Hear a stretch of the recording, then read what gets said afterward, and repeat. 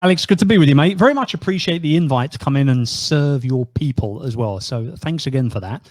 Hello, everybody tuning in and anybody on the replay. Great to be with you today. I'm very excited, actually, to be presenting this short presentation for you. We're probably only going to go for maybe 15, 20 minutes or so. All very high level stuff, lots of meat, no fluff. And with a little bit of luck, plenty of time for some Q&A at the end of it as well. Now, for those of you who maybe have not discovered me before, I run 3 different businesses, as Alex alluded to in my introduction there. Live to Sell is at the very sort of the heart of it, so to speak, which is our group of companies, a big call center facility over in the Philippines, mostly B2B customer service and that sort of type of stuff. And then we have Virtual Freedom, or rather Virtual Staff Finder on virtualstafffinder.com, which is our VA recruitment company. And then lastly, Youpreneur. How many of you will probably know me from youpreneur.com online if you have heard of me before. But at the very center of all of those businesses is myself. It's my personal brand. And I lean into that personal brand and the strengths that I bring to things as a business leader, more so than focusing on my weaknesses. I'm not really interested in focusing on my interests or on my weaknesses in any way whatsoever. I'm more about wanting to really dial in and lean into the strengths that I bring to everybody rather than focus on the more, should we say, not so strong attributes. I delegate those out and focus on the good stuff. As Alex said, I do have a couple of best-selling books under my belt. Virtual Freedom, which was the first one, which was all about how to work with virtual staff to ultimately buy more time and become more productive. And then more recently, Rise of the Youpreneur, which is my personal brand business handbook, both of which have done very well. I'm a very proud author of that fact, and I'd love for you to check them out as and when you get the opportunity to do so. Got a very popular blog over at chrisducker.com as well, so if you have a little bit of time after spending some time with me here this afternoon, I'd love for you to go and check that out. Now, at the core of what we do from a business building perspective as personal brand business owners, and I believe everybody has a personal brand, whether you are a brand-based owner or whether you're already building a business based around you and your personality or expertise, what you want to be known for.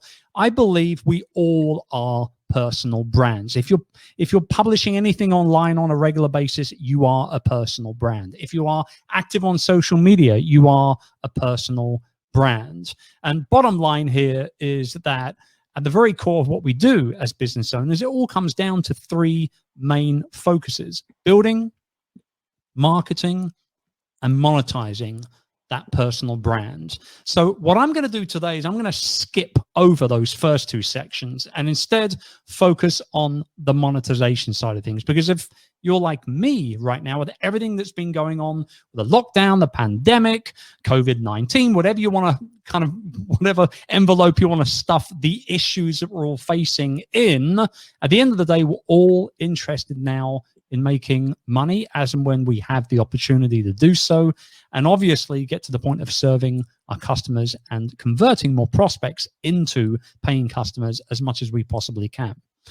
So we're going to dial in onto the monetization side of things. Now I'm going to introduce to you 5 different ways that you can monetize your expertise, right? The things that you are known for, the work that you've already done, the career that you've already built. And regardless of whether you've had that 10,000 hours under your belt or not, a lot of people say you've got to have 10,000 hours in a particular niche to call yourself an expert. I don't believe in that completely, to be honest with you. I believe that if you've been doing anything for any period of time, you will be seen as an expert for those that obviously don't have the same amount of experience as you. And people are way more likely today than ever before in the history of Western civilization to pay you to access that expertise ahead of their own growth curve so they can obviously fast track their own success, which means for personal brand business owners, we're in a very good place right now. So we're going to be focusing in on the monetization, and I want to start off with a quote that I'm quoted on this quite regularly, which is, you must be seen to sell. I think particularly right now, people are reluctant to sell. They're reluctant to ask for the order. They're reluctant to go for the close on the prospects that they've been working for a while. And personally, I think they're leaving a lot of money on the table because of that. At the end of the day, if we're not seen to sell, it's very, very hard for us to build influence. And if we don't build influence, we can't become known and liked and trusted. And if we're not trusted, then we're not going to be making any sales anyway. So in the personal brand business world, being seen to sell is everything, but it doesn't necessarily always mean that you're selling your products or your services or your experience. It actually means that you're selling your ideas, your aspirations, your opinions, the things that you believe in, because people ultimately want to do business with other people. Brands will always want to do business with other big brands, but people like you and I, we want to do business with other people. So being seen to sell on a regular, very consistent, high value basis is absolutely key. Now, when it comes to our 5 main focuses in regards to monetization of that personal brand today, I'm going to be introducing them to you one by one. And you can, kind of kickstart working on one of these before another. There's no real order here. It's just me ultimately introducing these 5 different streams of revenue generation to you. So you might already be doing 1 or 2 of these already. And if you are, you can skip over that and move on to other things, obviously. So our first thing that we should be looking at is coaching and consulting. Like I said, we're in a time right now, it's super exciting, right? Because people are more likely to invest in themselves. And like I said, fast tracking that success that they want to achieve by hiring consultants and coaches and mentors, more so than maybe before in the past. So without a shadow of a doubt, when it comes to being a personal brand business owner, that coaching and consulting is the absolute lowest hanging fruit that there is out there. Now, warranted, it's not the most scalable approach to making money off of your expertise, because obviously you can only work with so many people in a one-on-one basis or even a one-to-many basis, as you can possibly do in a short space of time. But ultimately, it's all about getting that revenue moving for you and bringing that revenue in so that you can go ahead and start producing other opportunities to be able to serve the people that you want to call customers further down the line. So that's the first way that we can ultimately be monetizing our personal brand and our expertise: coaching and consulting. The second way is by focusing in on affiliate marketing. Now, for those of you who aren't aware, affiliate marketing is the sort of type of business model where you provide people with the opportunity to buy products and services that you know, like, and trust yourself, and you're introducing those products and services to them as part of the relationship that you've built up with them. So let's say you've got followers on social media or people on your email list, whatever the case might be. If you've got a product or a service that you feel that they could utilize to be able to live a more comfortable life or further their business growth or whatever it might be, you can share links with them. If they click on those links, whether they be via email or on a social media platform of some variety, maybe you give them away in a YouTube video or on a podcast episode, whatever it is, when they go ahead and utilize those links to visit that product or that service provider, when they buy, you get a small commission. You get a small percentage. A perfect example is here with ConvertKit, who is an email marketing software company that I'm an affiliate for, but I'm also a very proud customer of ConvertKit as well. So when you are providing opportunities for people to check out companies that you think will help them, make sure you're doing it from the right place and not just throwing links after links after links in front of them to make a quick buck. It's better if you utilize or at least know and like the company enough to be able to put them in front of your potential customers as well. So that's number 2, affiliate marketing. Number 3 is digital products. Now, this is scalable, unlike coaching, and consulting. When you talk about digital products, we're talking about, you know, online courses, and they don't have to be big 20 video courses and a whole host of workbooks and things like that. You can create a very simple solution to a very important problem that people are having, and ultimately package that into a 4 or 5 lesson bundle of video clips of 10 to 15 minutes a pop. Provide a small workbook for them to print out and fill up as they're going through those 4 or 5 lessons from you, and you have your first online course. So think about questions that you get asked on a regular basis that you have the answers to. Think about solutions that maybe you and your company are already providing that you could possibly productize or go digital with and turn it into an online course of some variety. And by the way, it doesn't always have to be an online course. It can be an ebook that you've written and had professionally designed and put together. It could be an audio course. It can even be simply an email course. I've seen some people price, market, and be very, very successful in selling an email subscription. So every week, somebody will get literally just an email, and people will be happy to pay for it if that email is useful enough. At the end of the day, at our very core as entrepreneurs, all we're really doing here is solving people's problems. And don't forget, if we do it in the right way for the right reasons, we're blessed to be able to go ahead and put a price tag on that solution. Our customer gets what they want. We get to make money. Everybody's happy. So that's number 3, is those digital products. Number 4, oh, by the way, before I move on, I should show you this quick example here. This is a digital course that we put together over Virtual Staff Finder, which is our Virtual Staff Finder Academy. There were 75 videos in. Now, this was a monster of a course a few years ago, but it was specifically put together for entrepreneurs to give to their virtual assistants so that the VAs themselves could actually watch the videos to learn how to do all these different tasks. It was a solution to a big problem that our customers were having at the time. We produced the content, we put it out there, and it did very, very well indeed. So it's just a quick idea as to how you can demonstrate exactly what you're doing when it comes to these sort of types of things.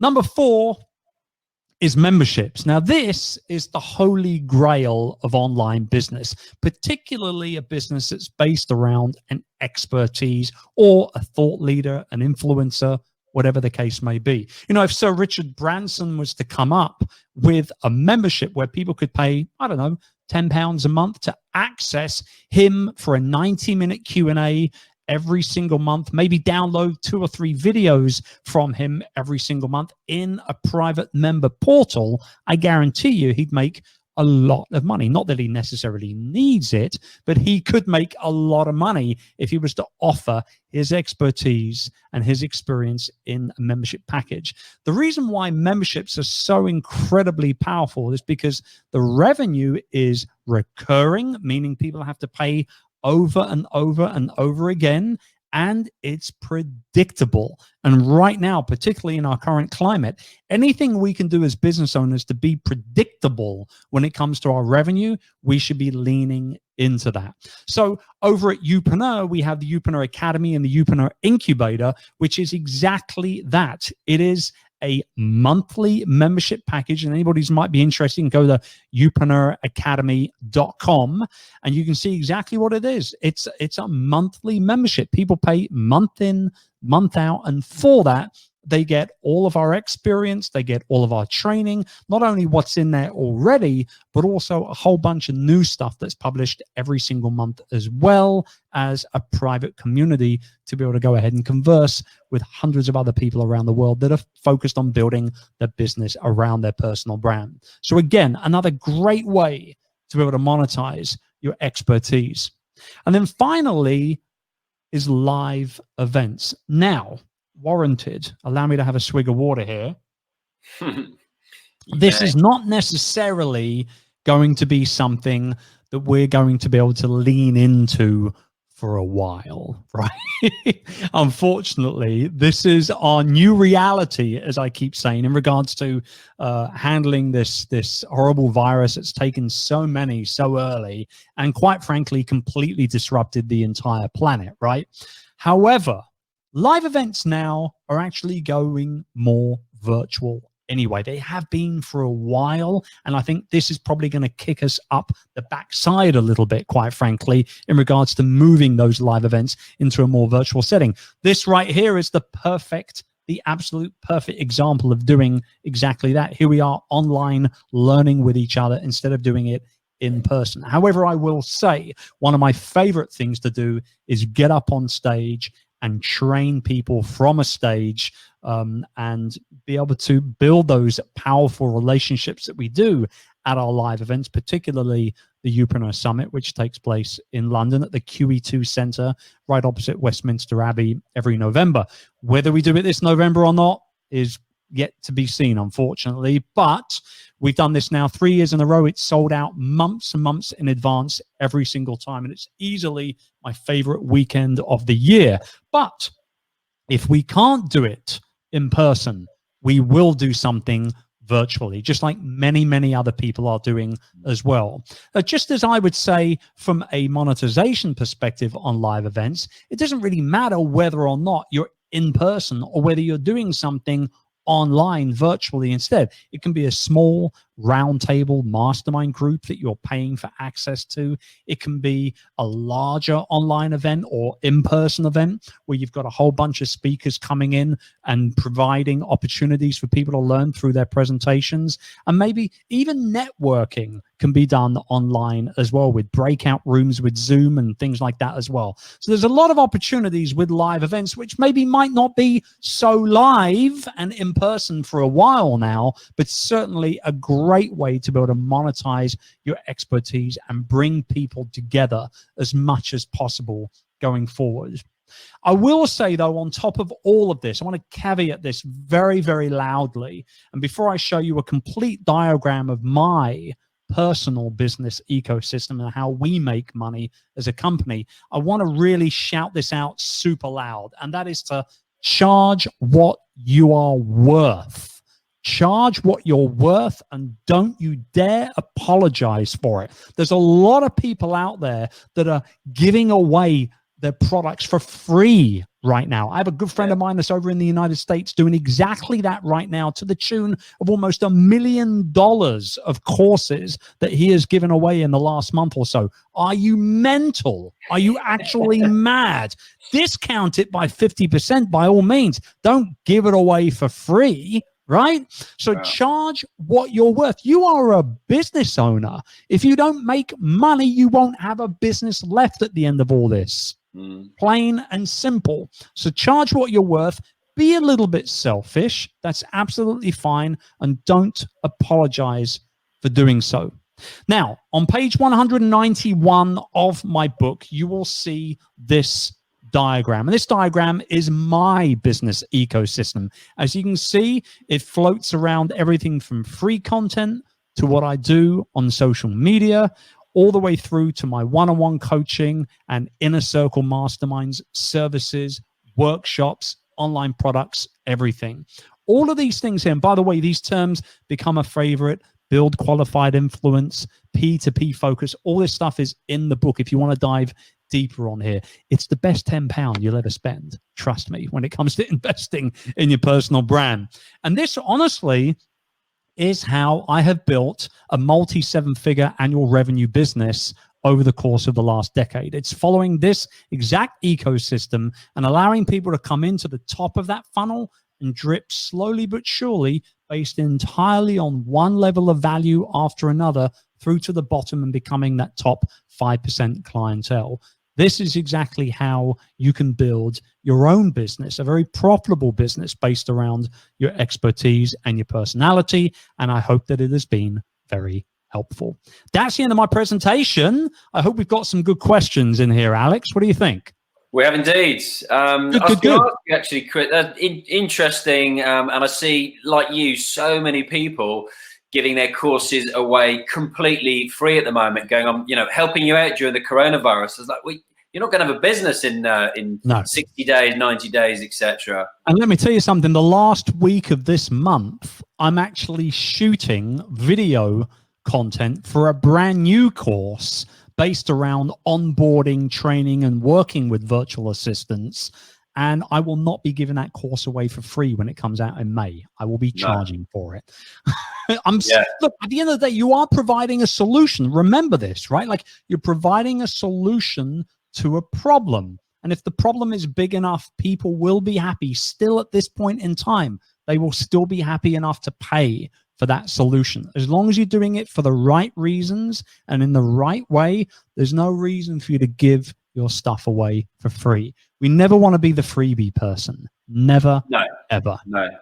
And this has come up a few times during webinars over the last few weeks, where people have come across as being really reticent as to selling their services, selling their products. And I was on an webinar last week with a chap called Magnus from Antler, which is like a global startup generator and early stage venture capital fund. And he was saying you'll kick yourself when you look back on this time if you didn't realize the fact, exactly what you said, that if you've got a solution to someone's problem, you haven't told them about it. If you actually keep it quiet and don't tell any about it, who are you serving? Who are you helping? Absolutely. Couldn't agree more with you. Yeah. So a couple of questions. Those 5 new ways that you put out there, Chris, obviously covered the last one in considerable detail with the live events. If you were starting from scratch, and we saw your ecosystem there, a couple of questions come in on that. If you were starting from scratch now at this time, which one would you look to start out in? And I suppose that depends on your experience and that kind of thing. But yeah, well, what I would be doing, can you see my mouse moving around here, or you cannot see it? Can you see it? Yes, it's by podcast. Okay, great. At the moment. Yeah.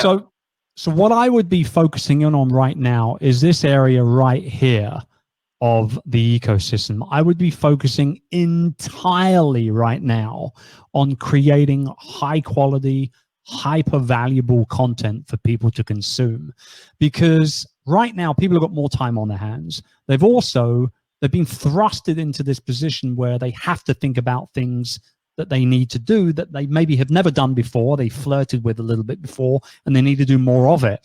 At the very core of what we do as online business owners, particularly anybody really building a business in today's world, has to get more active online if they're not consistently active online. Like, you're the perfect example of somebody who's doing it right.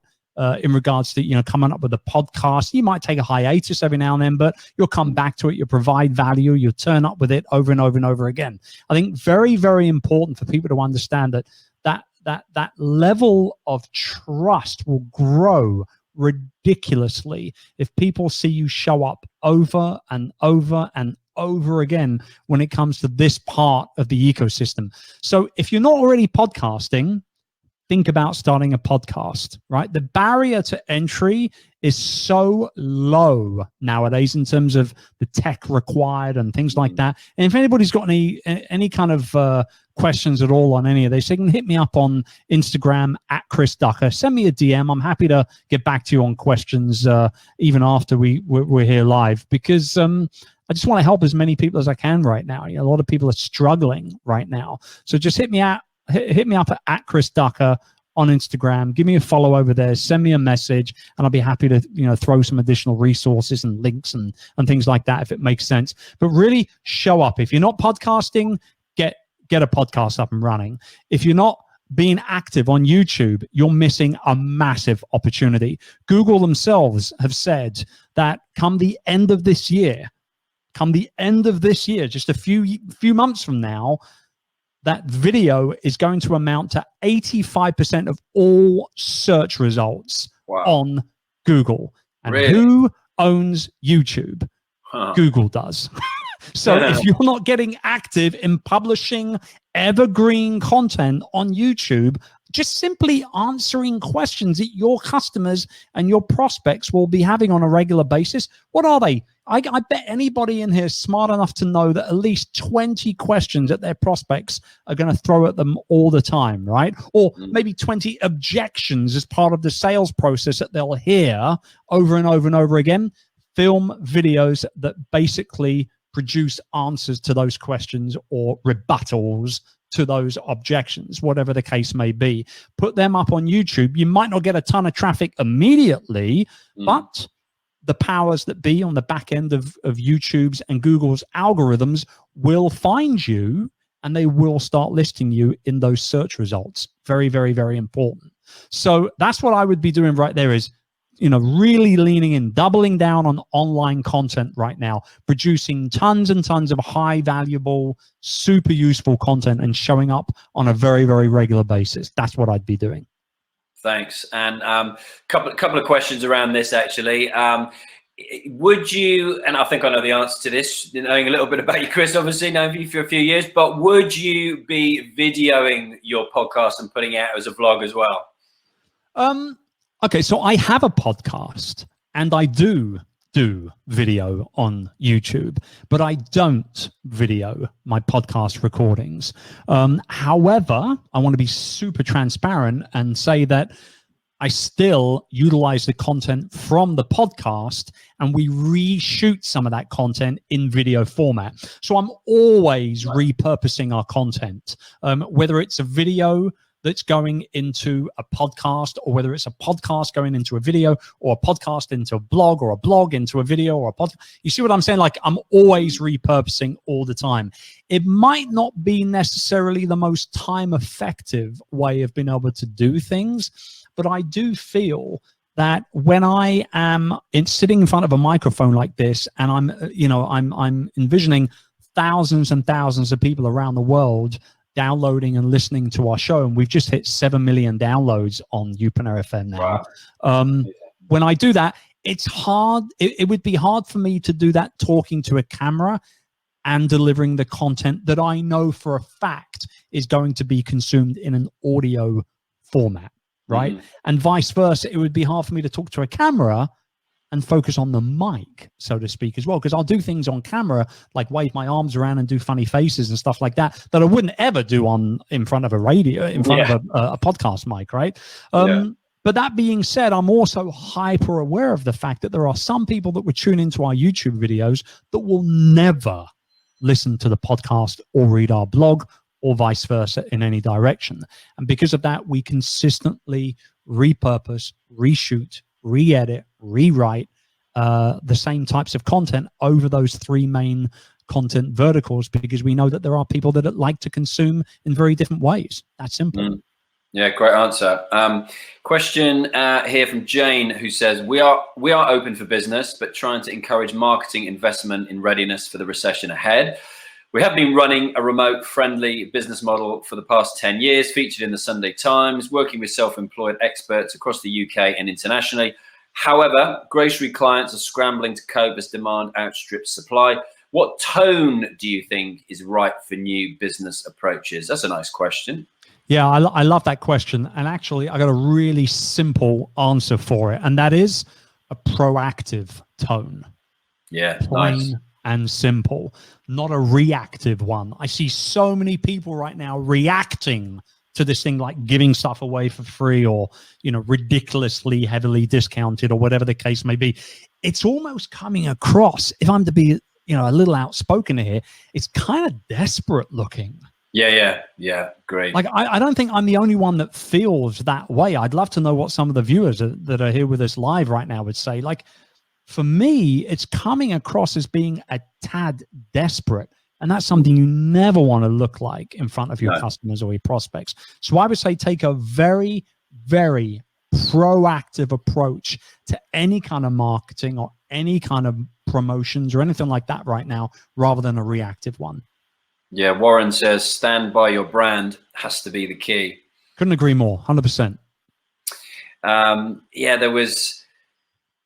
I remember talking about this last week to somebody, saying that, you know, if you'll start people putting businesses out there now during this time, but they specifically look like they're just designed, well, they're reactive, they're cashing in now. And I just thought, I don't know what your take on this, Chris, is that unless it's part of your overall plan on the other side of coronavirus, COVID-19, why would you you do that now just as a reaction to what's out there? It does look desperate. I mean, you know, you can certainly do things right now to help your customers through the struggles that they might be having, with no intention of wanting to carry on with that thing, whatever it might be, after it all dies down.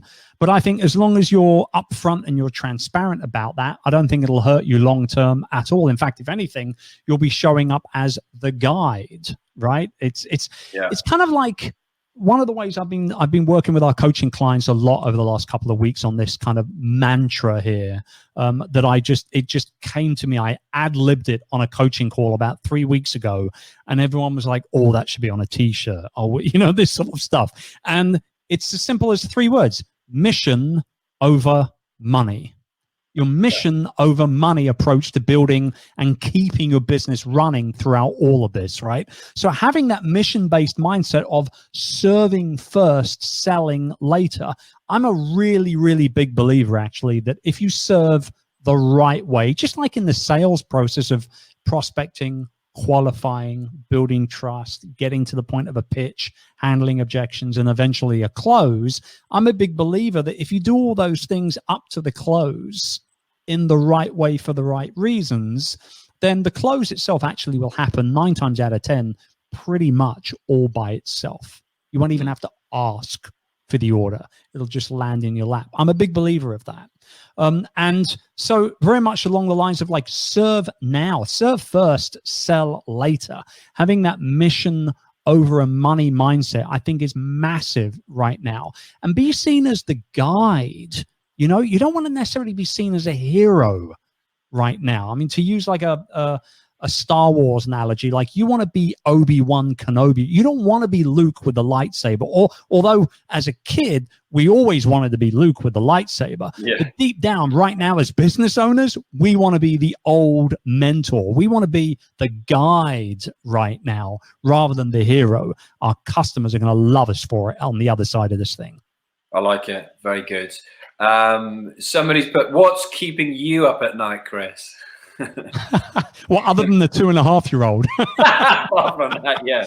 I mean, you know, I mean, we have, in terms of the businesses that we have, ultimately they're continuing to run. I mean, it's not a lot of difference for us.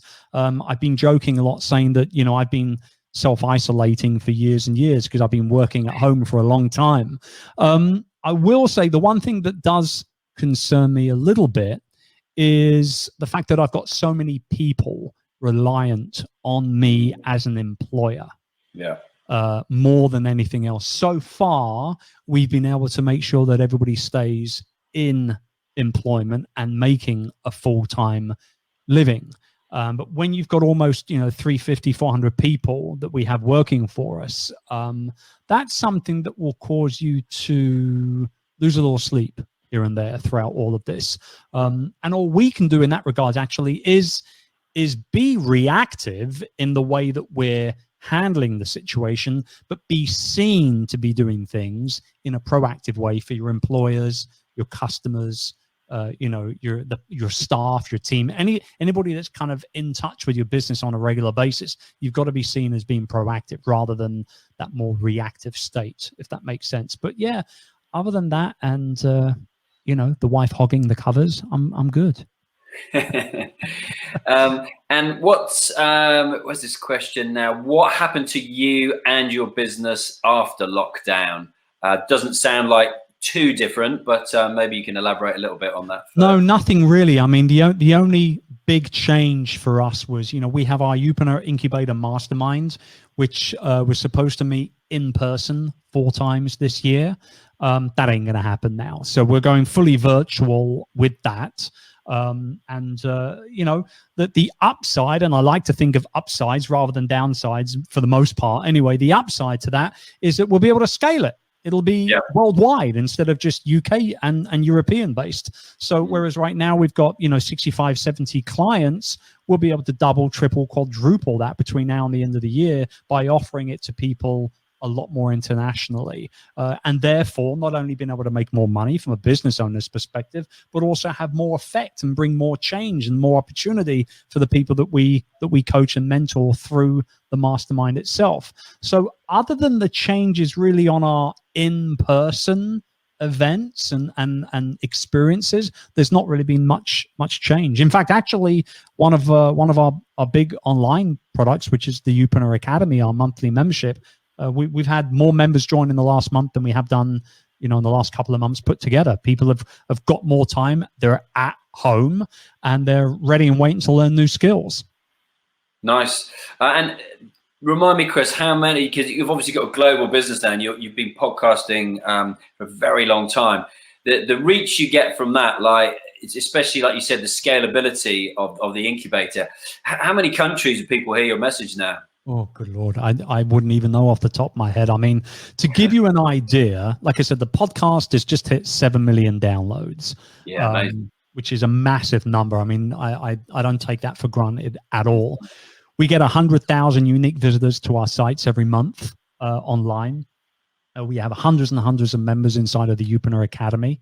And, in terms of our Youpreneur Summit, which was our large conference that we would run. Let me flick back to the screen there so you guys can. This is at the Her Majesty's Convention Centre, right opposite Westminster Abbey.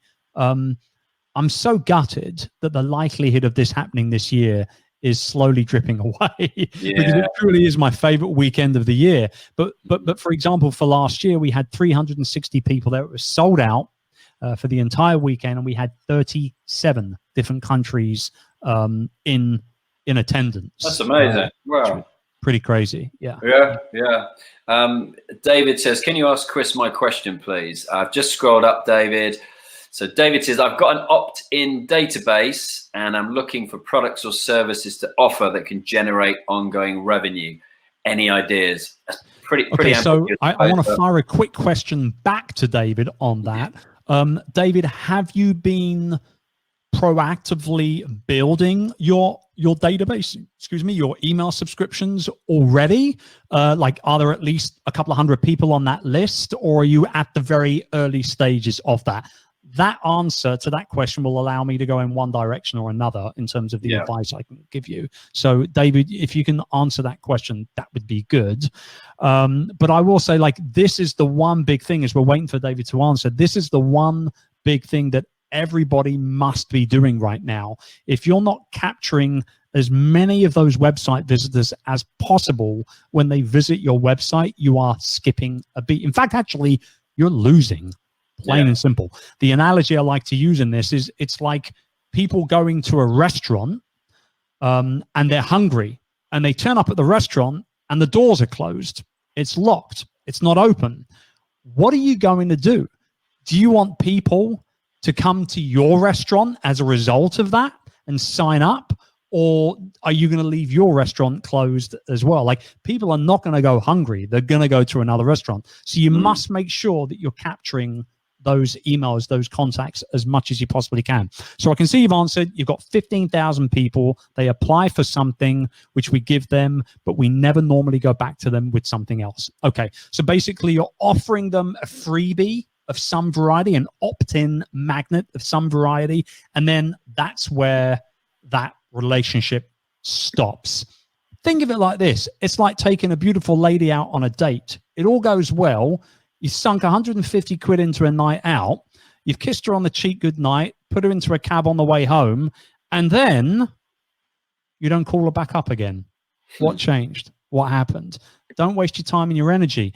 That's what's been happening right now. So my advice to you, if you've got 15,000 people, for you to figure out exactly what you can create, David, to serve those people and also to make money as well, without a doubt, you have to survey that audience. I cannot stress the importance of this. You can use a tool like SurveyMonkey, which you can get at surveymonkey.com.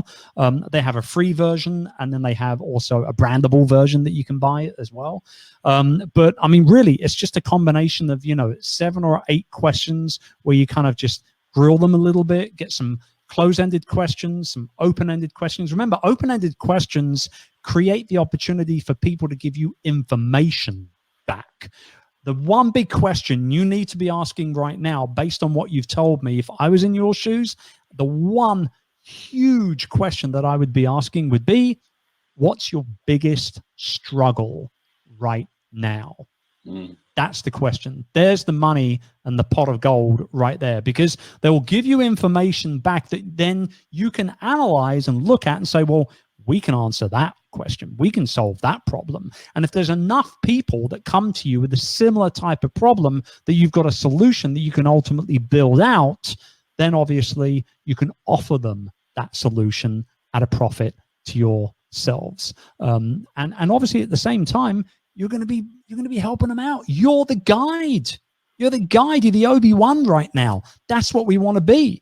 So ask the question. If you don't survey your audience, David, you're a fool. With that many people on your email list, I would be diving into a survey without a doubt. Like, you can put it together in less than an hour.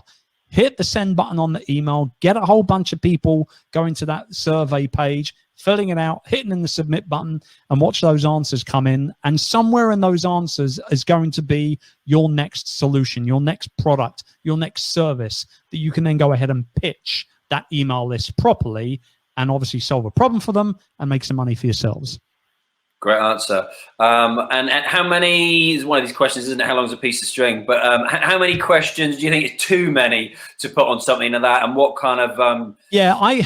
Realistically, I probably wouldn't go any more than 10 questions on a survey like that, particularly if it is a list of people that I haven't had a lot of contact with. For example, we have a subsection. We segment our email list out quite regularly, and we have a subsection which is probably about 15 to 20% of our overall bigger list, where we know that they're clicking on, opening all our emails, they're clicking on all the links, they're buying up, ultimately qualified customers, right?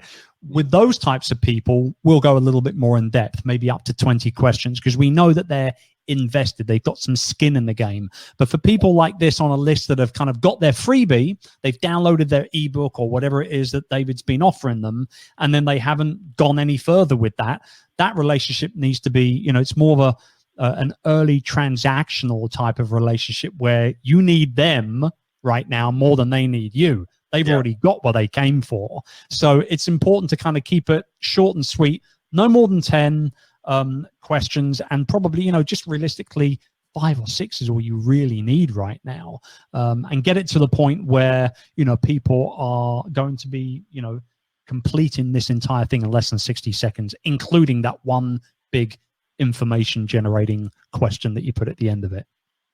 Great. And what would you have, when you mentioned, losing if you're not capturing those email addresses that are coming to your website, what kind of things do you find works well at the moment or in the last year or so with regards to email capture type things? Oh, yeah. I mean, last year, last 5 years, last decade, things haven't really changed all that much, quite frankly. The one big important factor here is relevancy. If they come, for example, to your website, and your website, for example, is all about getting fit and healthy as a male in your 40s, for example, there's a subsection of a niche right there, right? So if I was to produce, say, a checklist of things that a 40-year-old male would need to be able to up his health and fitness levels, that checklist is going to be subscribed to way more heavily than a checklist that would be relatable to health and fitness in general, right? Like 10 things you can do to get health and fit, healthy and fit in general, rather than the 10 things every man in his 40s must have to get health and fitness straight, right? Like, that's where the that relevancy score is absolutely huge. I will say checklists have always been a very, very big, high converting opt-in magnet. Anything where, five things you must do before you start your Facebook ad campaign. the 6 things you must travel with as a business speaker, all these, anything kind of like the top 10, the top 5, anything along those lines, things that can be easily created and easily consumed by the people that subscribe. That's where the gold is, really. Nice. There you go, David. Okay, another question. What advice would you have for a charity that has grown with events and retail outlets about 4-fold in 2 years when we come out of this? We're building a better website, running virtual events, but I'm concerned for staff morale when they come back after so long furloughed, and giving them something positive to get to grips with. Absolutely. I'm sure a lot of people will be in the same boat. We haven't even touched on that, like morale. Yeah. Yeah. Well, it's like anything else. If you've got a team of staff that, particularly right now, are furloughed and they're not going to work, they're not seeing each other in person, that distance will slowly but surely start to affect things. There's no doubt about it.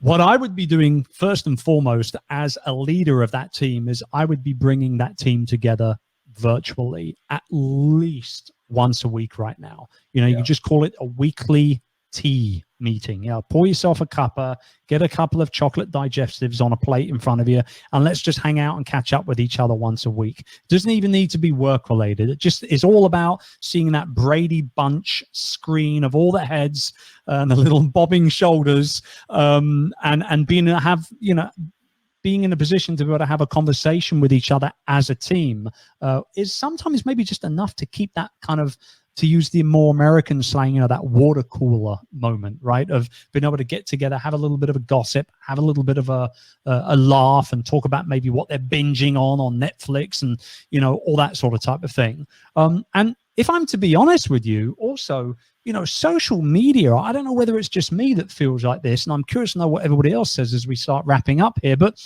to me, social media is actually starting to feel more social again. Mm-hmm. It's not so much people talking at each other and marketing all their stuff all the time. It's more so actually conversations I'm seeing and I'm getting involved in way more than before all this happened. So maybe social media is going to become more than just a marketing, nice for some companies as well. A lot more interactive, isn't there? Like challenges and all this kind of stuff going around, sharing as well. Exactly. And I will say, though, that going back to, the non-profit, the charitable focus, show the fun, show the personalities from your team to your community, to the people that you attract. Maybe do some Facebook lives, talk about the work that your charity does, why it's so important that you continue to stay active through this time to spread your message, to market your mission and all that sort of fun stuff. And really just, understand that, again, going back to that Star Wars analogy, man, be the guide, right? Proactively guide people through this, and they will remember it when it's over. I guarantee they will remember it when it's over. That's key right now. Absolutely key. Yeah, I think that's the biggest, but many value bombs here, but that's one of the biggest takeaways. I think I really like that one. We're gonna steal that as a video snippet, I think, and use that on the marketing, Chris. Go for it. Victoria says, would be great to hear Chris's views on communities as a massive trend right now. Any tips on building communities? That's a common one I've heard as well, and I haven't had many people speak about it, so that would be great. You've built a very successful one with Youpreneur, clearly. I don't know how many people you've got in there now, Chris, but... Yeah, I mean, we've had well over 1,500 people join Youpreneur in the last 5 years. There's hundreds and hundreds of people in there from all around the world at any one time.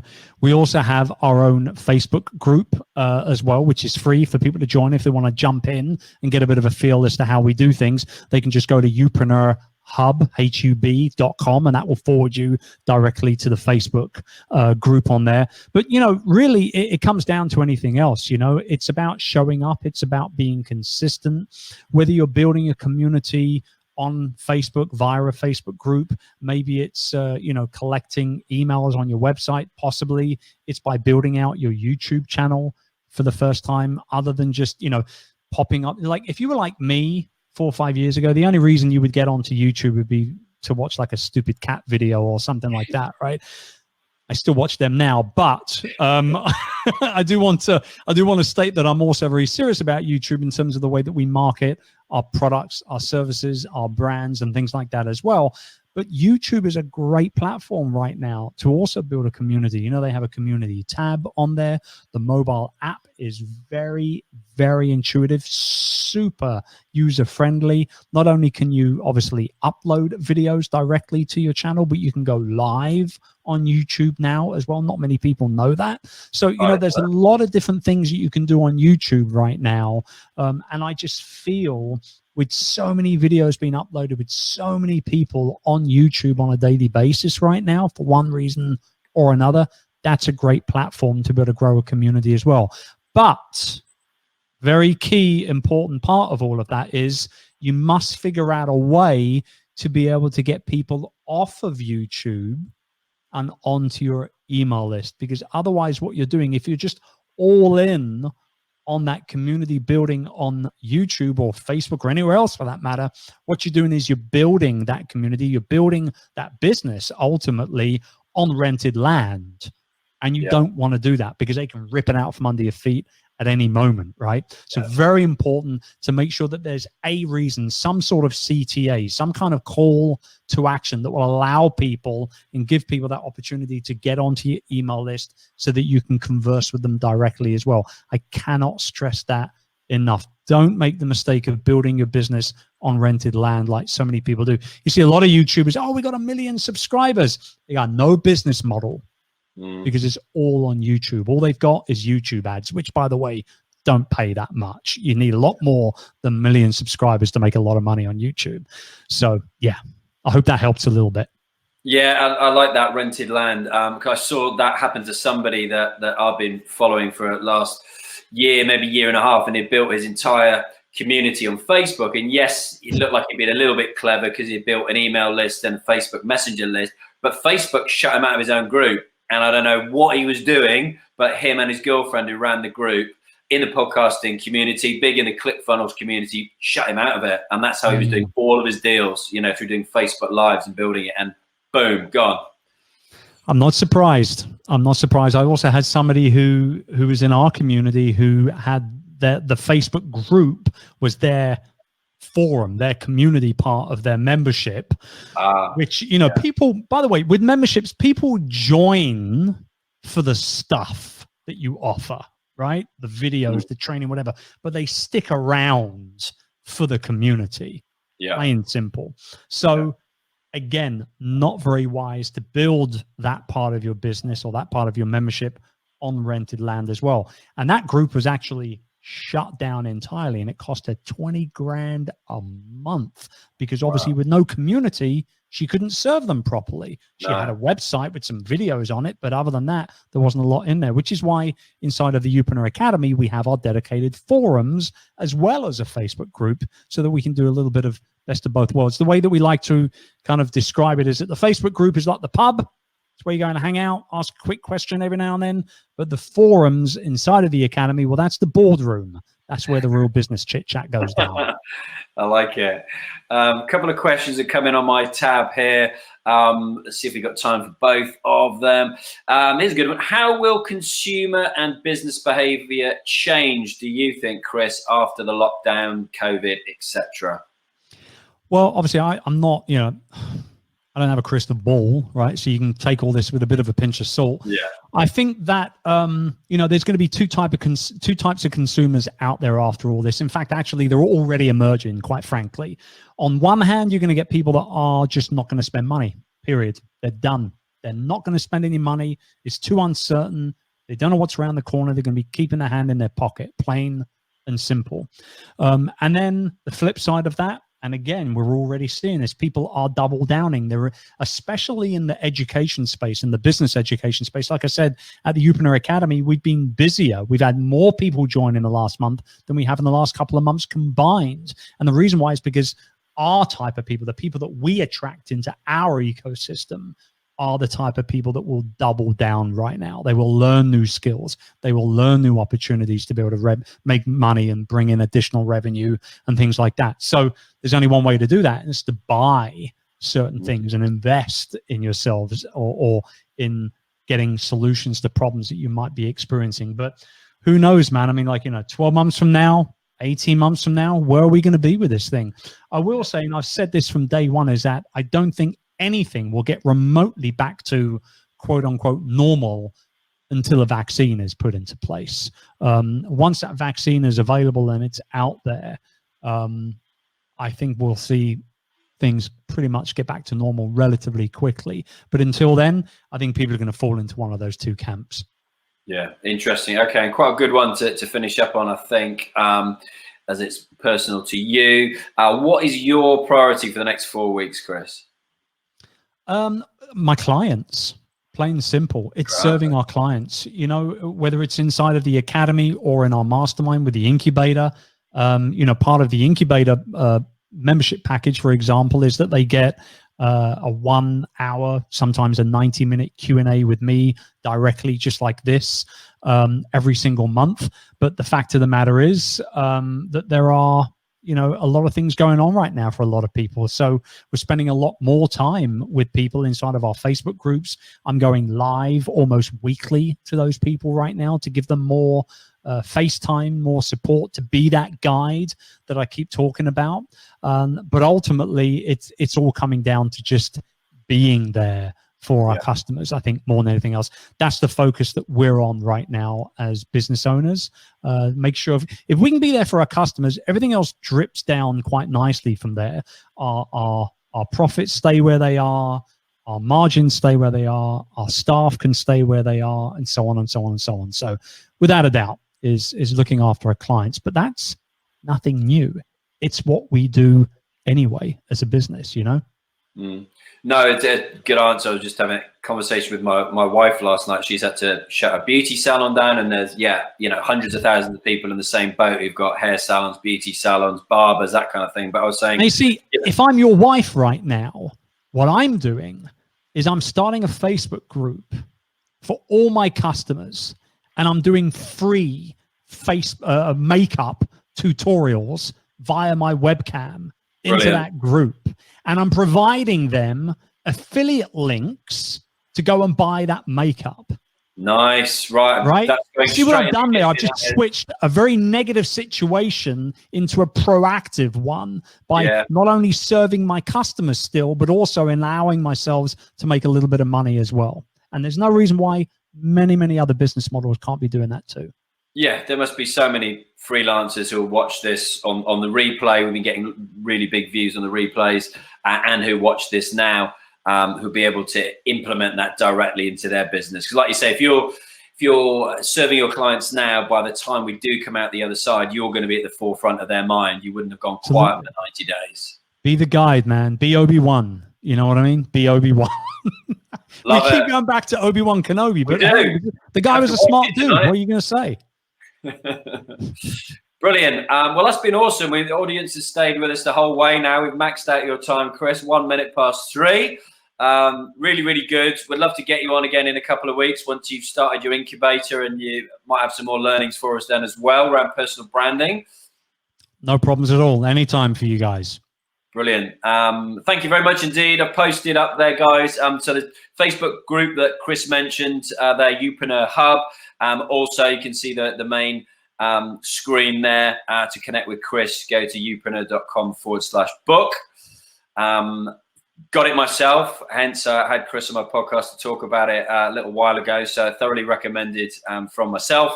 And again, more than happy to connect with everybody offline as well. We've got 3 webinars tomorrow, Friday, and every weekday as well. So accidentally created a media channel through this coronavirus. So thank you so much for your time, Chris. Thank you once again. I will touch base with you again. And thank you very much indeed for your time. It was all my pleasure. Hope I was a little bit of help for those tuning in.